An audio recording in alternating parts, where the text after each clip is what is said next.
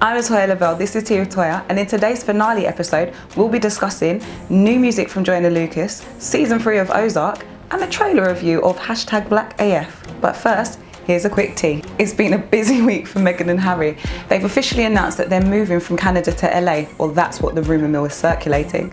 However, Meghan has also been featured in a documentary for Disney where she's playing the voice of an elephant. Let's hope it pays well, because President Trump has announced that he will not be paying for their security when they move to the US, even though he's a big fan of the Queen. Looks like Harry might have to get a job soon. Speaking of royal families, the Kardashians is back with their season 18 debut, and God, was it an explosive episode. Kourtney and Kim got into a massive argument which resulted in them slapping and punching each other, and after the episode aired, Kourtney actually took to social media to call the episode trash and let everyone know that she's quitting the show. Now, I know the Kardashians aren't everyone's cup of tea, however, I've always liked the fact that they're a close-knit family, so I hope they can resolve this. There's an app that everyone's talking about, and it's called Houseparty. It's not a new app, but everyone seems to have jumped on it since the quarantine has hit.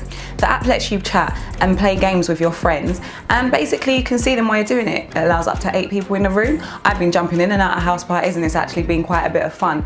However, there's been some controversy around the app because people are saying that people are using it to hack people's financial details. Now, the app developers have hit back and offered $1 million to anyone that can actually prove that this is true. Hey, who wants to make some money? You never know, I might jump in one of your house parties soon. Partynextdoor has released his new album Party Mobile this week, and it is going down well.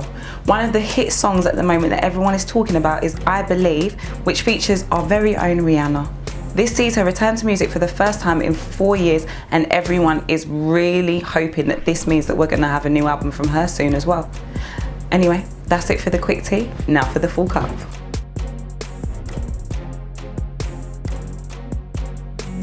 We moved here to start over, and it's been hard.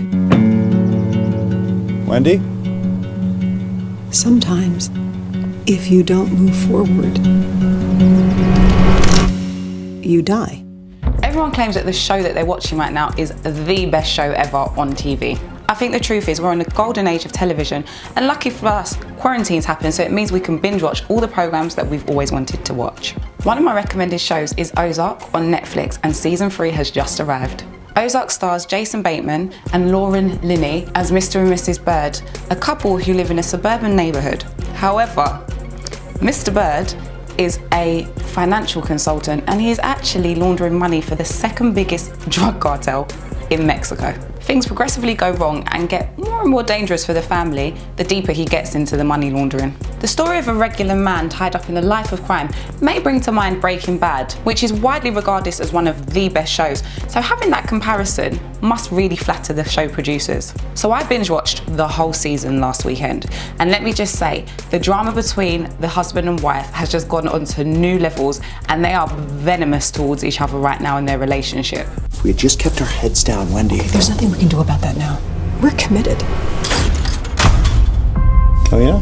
We have made promises to our shareholders about this casino, and I don't think we want to annoy our shareholders. Mrs. Bird is trying to take back a lot of her power in this season, and he is not liking it at all. That's Mr. Bird, by the way. So she keeps making plans, he keeps trying to sabotage them, which actually causes detriment to both of them and ends them in a lot of trouble. Also, there was a cameo in this season from Tommy from Power. Yes, I know season finale of Power wasn't great, but let me just say his character in this, I was getting my fix of Tommy again. And also, we've had the appearance of a brother who is actually bipolar depressive and starts to cause a lot of problems. I don't want to tell you too much. Go binge watch the show and let me know what you think. Yeah, I'm feeling like Will. I think I'm a prince, I'm feeling myself. There's been a lot of musical releases over the last week. I mentioned Partynextdoor earlier with Party Mobile, and also Dua Lipa dropped her album last week Friday as well. But today I want to focus on the man himself, Joyner Lucas. He's been around for a while and is known for his sharp and celebrated lyricism, but he has struggled to release his debut album. He went through label issues with Atlantic Records, and during this time his album also went through numerous delays. Ooh, ADHD, I'm a bad boy. I think I might just pull up in a Rari. Ooh. After all these struggles, he's finally released his debut album, ADHD. It's an 18-long album featuring artists like Chris Brown and Young Thug. but also hilarious skits from Kevin Hart and Chris Tucker. Chris Tucker actually tells him that ADHD is not a reason for him to not have released the album. This is a solid debut album and I am loving it so far. What makes it even more impressive is the fact that he's released it all independently. No record label promotion or support. So if it goes bad or if it goes good, all criticism or praise is just on Joyner Lucas. There are some great songs on there, but what's really caught everyone's attention is the song that he's made as a homage to Will, your favourite Will Smith. Me and my homies forever strapped. We roll up on them like Men in Black. I blow your chest to your head and back. The video was released last week and it features all of our favourite TV and movie appearances by Will Smith, and it is epic. Think of dress up time for tea with tOYA, but just everything is Will Smith. Will Smith even said himself that he is humbled that Joyner Lucas put the effort that he did in making a whole song about him and, you know, highlighting all of his career key points. If you haven't seen it, then check it out. And of course, check the album out. Let me know what your favourite song is. There's one that I'd also like to highlight and it says, "Love is a drug and I've given up drugs." And I'm out for favourites too. Hey guys. KB, what's up, dog? Thank you guys for hopping on this call. I think we have to be able to talk honestly if we want our art to progress. What do you think about my show, Blackish? It's fine. Blackish seems to tap into the hearts and minds of 55-year-old white women. Guess there was no ride-along too. Whoa, is that what we're doing now? Dude, you literally say no to nothing. I probably would have said no to night school. Oh, I'm sorry. Night school made $100 million, so you'd have been saying no to that, sir. And finally, if you're a fan of Blackish, which I am, then get ready because we have another ish. No, I'm not talking about grown-ish or mixed-ish. I'm talking about the fact that the show creator, Kenya Barris, is bringing us a new show called #BlackAF. Now, to give you some background, Kenya Barris created the show Blackish and it was heavily based around his real life. I mean, in real life, he has a wife called Rainbow. Yes, I'm being deadly serious. And he's also got 6 kids and has been married for 20 years. If you watch the last season of Blackish, you'll have noticed that it got quite dark in tone, with Rainbow and Dre actually separating for a while before they got back together.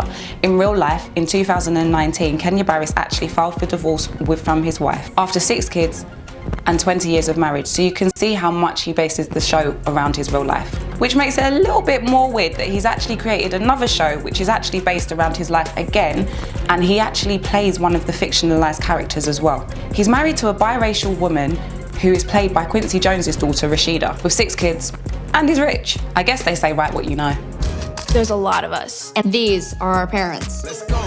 It's just a diaper, Mommy. You're such a bad mom. It's very similar to how Larry David created Jerry Seinfeld, which then became Seinfeld. The thing is, the character Seinfeld was based on Larry David himself, so when Seinfeld finished, he created his own show, Curb Your Enthusiasm, doing pretty much the same things, but at least Larry David waited for Seinfeld to finish before he actually started Curb Your Enthusiasm. I feel like Kenya Barris is chucking a lot of programs at us recently. When you were a mixed mother, you were constantly tested on your blackness. Name the Fab Five, name the Jackson Five, name all the members of the Wayans family. Do you know? No. Mom, come on, you're the whitest person I know. The trailer is, however, hilarious, and they seem to be taking a little bit of a different direction with the jokes in it. It comes about a lot less preachy, but all will be revealed when the show arrives on Netflix on April 17th. I'll be watching to give my opinion, and of course, if we're still in quarantine, at least it gives us something to do. That's it for this week's Tea with tOYA. Thank you for watching all 12 episodes of this season. Don't worry, I'll be back in a couple of weeks' time, and in the interim, I've got some fun things for you to watch, like bloopers and our favourite outfit changes.